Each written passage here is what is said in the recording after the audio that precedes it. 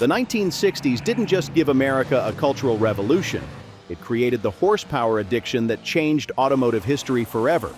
But this transformation didn't happen overnight, and it wasn't planned by corporate boardrooms. 6 specific cars triggered the muscle car wars that consumed Detroit for an entire decade, each one breaking rules that nobody thought could be broken. From backroom rebellions to dealer conspiracies, these machines rewrote the formula for American performance and created the template every gearhead still chases today. Number 1, 1962, Pontiac 421 Super Duty, the car that broke the rules first. The muscle car revolution started with an act of corporate rebellion. In 1962, when the Automobile Manufacturers Association had effectively banned factory racing support, Pontiac engineer John DeLorean had a different idea. If they couldn't officially support racing, they'd build the ultimate race car and sell it to anyone brave enough to write the check. The 421 Super Duty wasn't just powerful. It was 405 horsepower of barely contained fury wrapped in aluminum body panels that made the full-size Catalina lighter than many intermediates. Pontiac's engineers had discovered the fundamental truth that would define the entire decade. A powerful engine in a lighter car was pure automotive magic. But here's what made this car legendary. Pontiac only built fewer than 200 of them, and every single one was basically a factory race car with license plates. Aluminum hoods, aluminum fenders, and engine combinations that were designed for one purpose: destroying everything else on the drag strip. When these cars started showing up at NHRA events, they didn't just win races, they rewrote the rulebook. The 421 Super Duty proved that American manufacturers could build world-class performance cars when they stopped playing it safe. More importantly, it showed that buyers would pay premium prices for that performance, setting the stage for everything that followed. Number 2, 1964, GTO.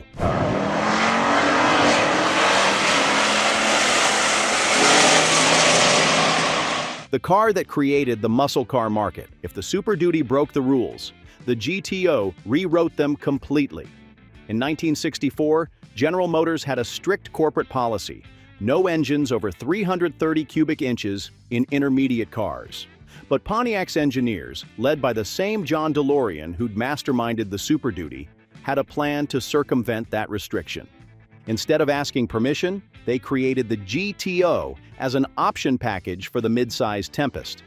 By the time corporate headquarters realized what was happening, dealerships were flooded with orders from young buyers who'd never been able to afford serious performance before. The GTO's 389 cubic inch V8 made 325 horsepower in base form, but savvy buyers ordered the tri-power setup with 3 two-barrel carburetors that pushed output to 348 horsepower. Suddenly, a family-friendly intermediate had more power than most Corvettes, and it cost less than half the price of Detroit's traditional performance cars.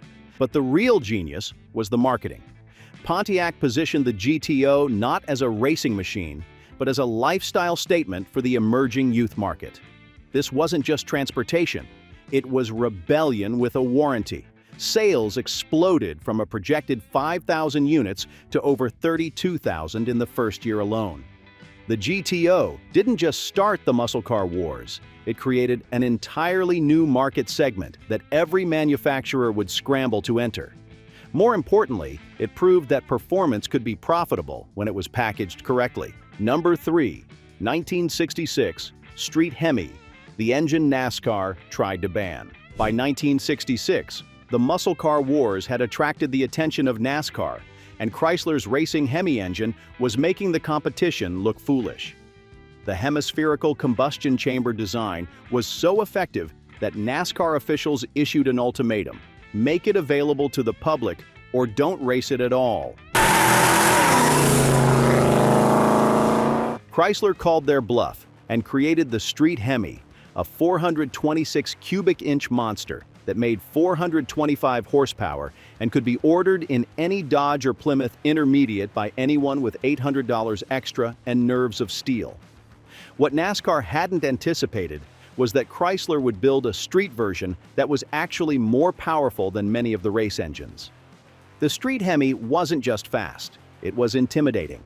The loping idle, the distinctive exhaust note, and the knowledge that you were sitting behind one of the most powerful engines ever mass-produced made every drive an event.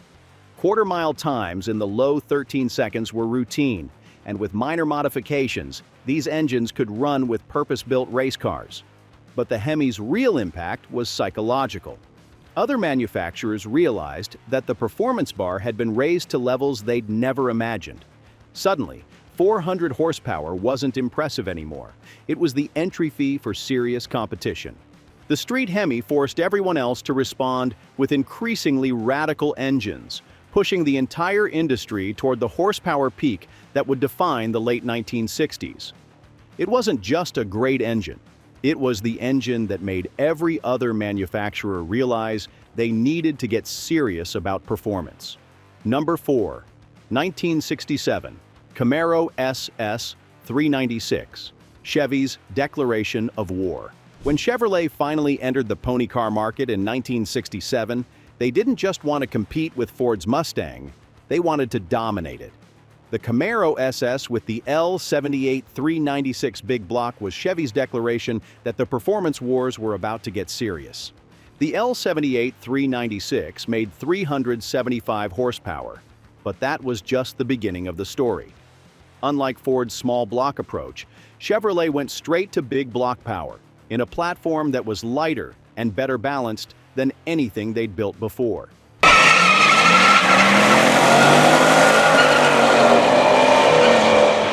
The result was a car that could embarrass Mustangs on the street and Corvettes on the track. But the real genius was in the execution. Where other muscle cars were often crude and unrefined, the Camaro SS combined brutal acceleration with surprising sophistication. The independent rear suspension and advanced chassis engineering meant you could actually use all that power without requiring a professional driver's license. Street racers quickly discovered that the SS 396 was the perfect weapon for highway battles.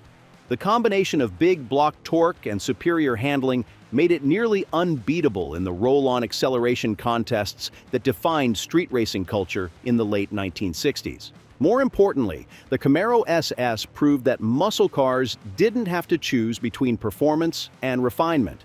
You could have both, and buyers responded by making the SS one of the most popular muscle cars of the entire era.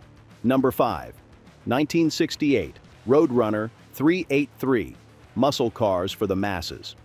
By 1968, muscle cars were becoming expensive and exclusive, pricing out many of the young buyers who'd created the market in the first place.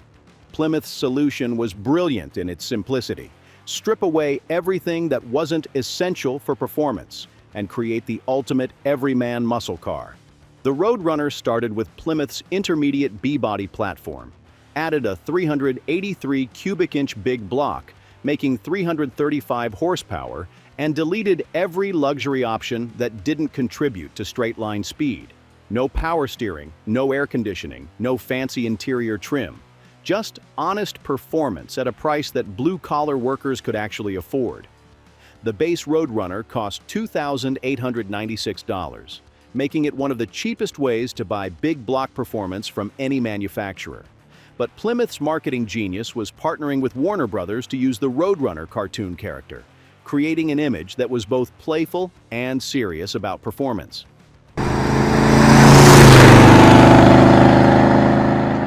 The horn that played the Roadrunner's beep-beep sound effect might have seemed like a gimmick, but it perfectly captured what made this car special.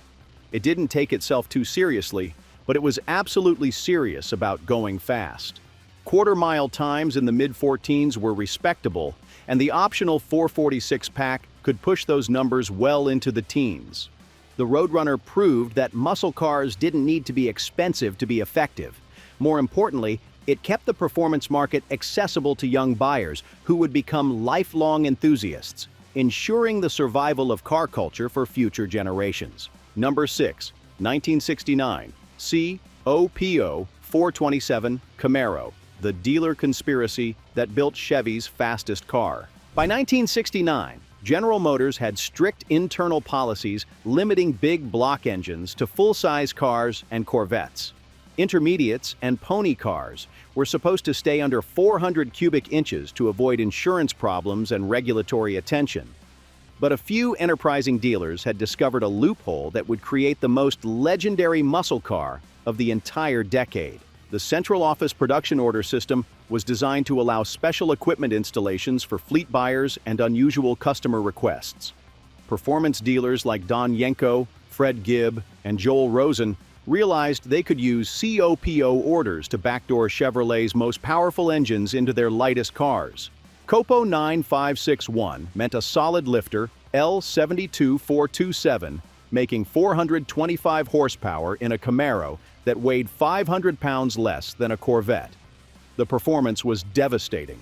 Quarter-mile times in the low 13 seconds were routine, and with minor modifications, these cars could run with purpose-built drag racers. But the ultimate COPO was the 9560 order, which installed the aluminum ZL1427 from the Can-Am race program.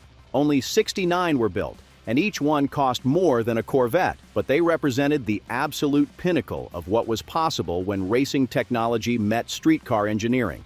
The COPO program proved that the muscle car market had evolved beyond anything Detroit's executives had imagined. Buyers were willing to pay premium prices for ultimate performance, and dealers were willing to bend corporate rules to deliver it. More importantly, the COPO Camaros represented the end of an era. By 1970, insurance companies and emissions regulations would make cars like this impossible to produce, marking the end of the original muscle car wars that had transformed American automotive culture. These 6 machines didn't just define the 1960s. They created the template for American performance that we're still chasing today. Each one broke rules that seemed unbreakable, challenged assumptions about what was possible, and proved that buyers would reward manufacturers who had the courage to push boundaries. From the Super Duty's corporate rebellion to the COPO's dealer conspiracy, these cars prove that the best automotive innovations come from people who refuse to accept limitations. The 1960s muscle car wars weren't just about horsepower. They were about imagination, determination, and the uniquely American belief that there's always a way to go faster. Every modern performance car, from the latest Hellcat to the newest Shelby, owes its existence to the precedent set by these 6 legendary machines. They didn't just win races, they changed the world. Which of these legendary muscle cars would you choose to own? And what head-to-head matchup would you want to see next? Share your thoughts in the comments below, and subscribe for more stories about the cars that made American performance legendary.